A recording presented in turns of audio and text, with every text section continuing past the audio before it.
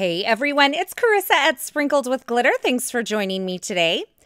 Today I am giving you a look at the new Avery Elle liquid watercolors. I want to give you fair warning. I'm going to create several backgrounds today, but I'm not going to turn them all into cards. But I did want to show you several ways that you could use these liquid watercolors. Now these watercolors come in a range of 10 colors, and I have all 10 colors here. I'm going to swatch them out for you in just a moment, but I want to talk about the watercolors themselves.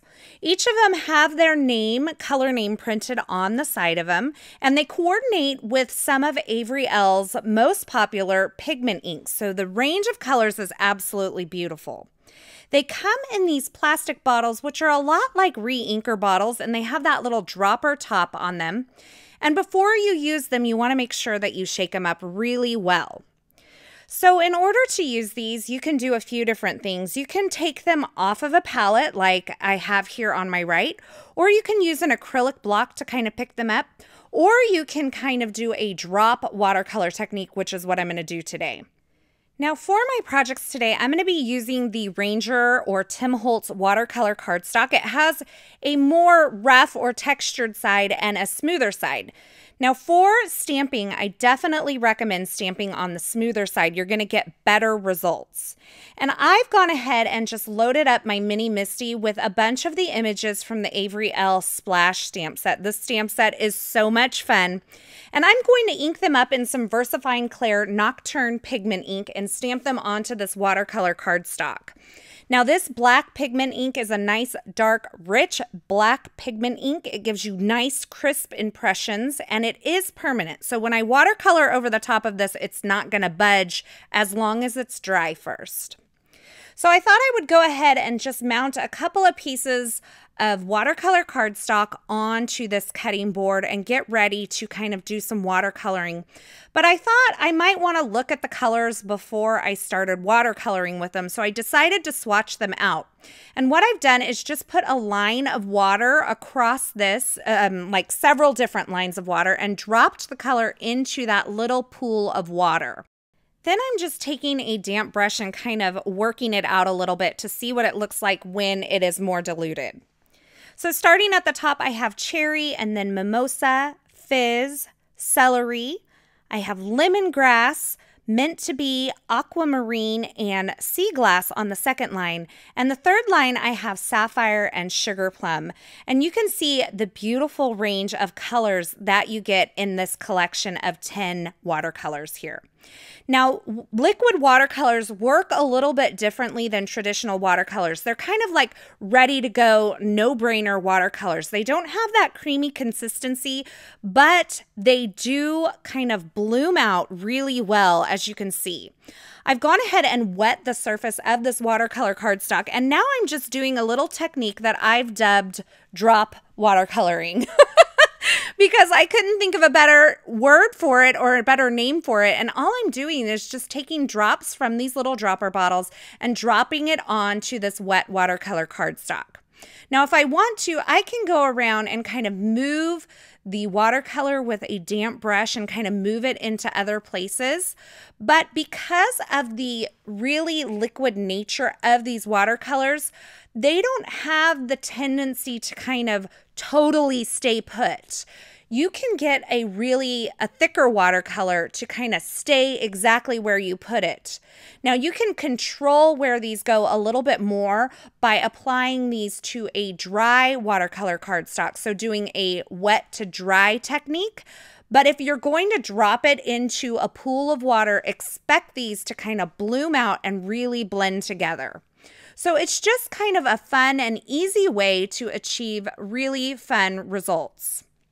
Now, another technique you can do with this kind of drop watercolor idea is to just take strips or stripes of water using a large flat brush. You can see I'm just painting stripes of clean, clear water on. And then I'm taking my color and dropping it into that water. And I'm just allowing the water to move the color. I'm not moving it with a brush at all. And I'm going to finish off this panel with a third stripe. I've striped my watercolor cardstock there with just some clean, clear water, and then I dropped in the cherry. So I used Aquamarine, Lemongrass, and Cherry on that.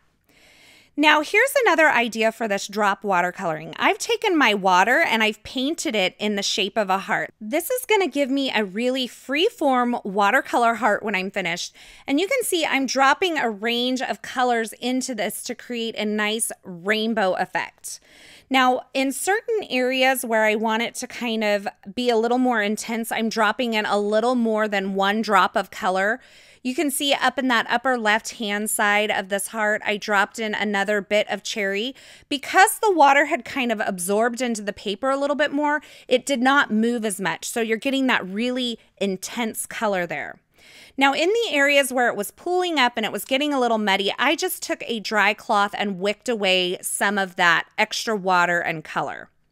Now, I'm going to apply this same technique to this die cut that I'm creating for one of my cards today. And I've taken the coordinating dies from the Splash stamp set, and it comes with this kind of free-form pool outline, and I've die cut it from some watercolor cardstock. And once again, I'm just going to wet the entire surface of this watercolor cardstock. And then I'm going to start dropping in several colors here. Actually, I think I only used 2 colors on this one. I used the Meant to Be and the Aquamarine, which are 2 of my favorites. And you can see as I start to drop in the color, they really just start to move and kind of blend together. Now I'm going to take this entire thing and I'm going to spritz it with a healthy dose of the Sukunyeko Shimmer Spritz Spray. And that's going to add a little bit of shimmer to my watercolor.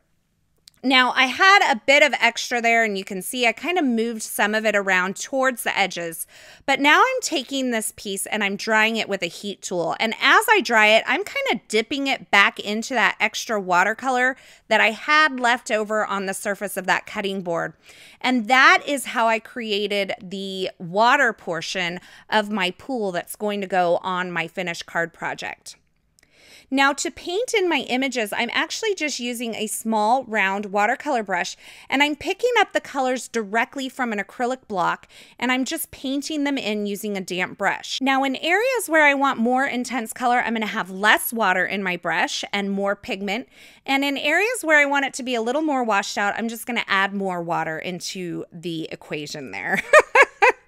So through the magic of television, these are all colored, they're all dry, and now I'm using the coordinating dies to die cut them out. And you can see I'm just adhering these dies in place using some delicate surface painter's tape. Now, once my dies are in place, I'm just going to add them to the cutting plate of my Gemini Junior and complete my sandwich with the magnetic shim, the plastic shim, and a second cutting pad, and then I'm going to die cut them. So in order to add some foam adhesive around this kind of curvy pool shape, it can kind of be a little tricky. So what I've done is cut down some foam adhesive and I've removed the backer, and that makes the foam adhesive more pliable to where I can kind of bend it and mold it around that freeform pool with all those curves. Now, I'm going back and forth between these cards, and I really apologize for that, but I was having a hard time kind of with the layouts and what I wanted to do. So I'm going to work on the second card here, or the first card. I don't know what you want to call it. I'm working on a card. And there are 2 total cards in today's video.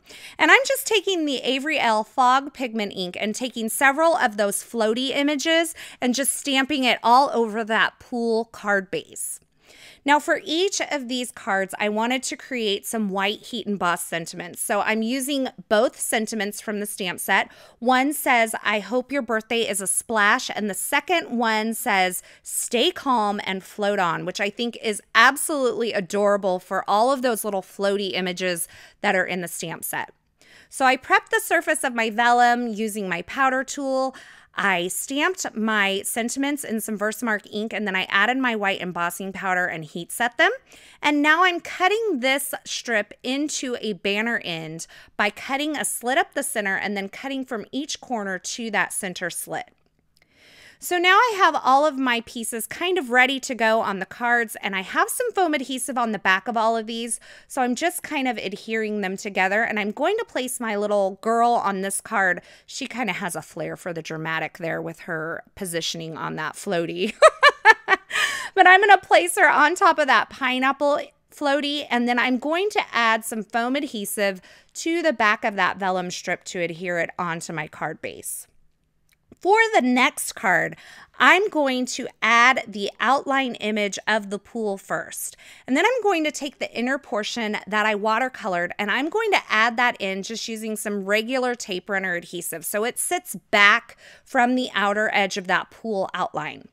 Now, I thought the white on white was a little like it blended in too much, so I just took a T1 COPIC marker and I colored the outline of that pool just to kind of help it like jump out from the card front a little bit more.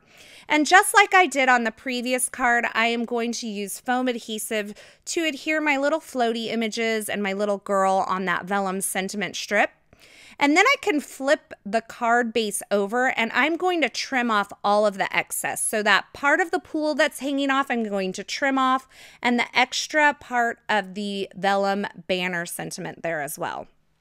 Now to complete this card, I went ahead and added some clear droplets from Pretty Pink Posh, and I'm just adhering them on using some glossy accents.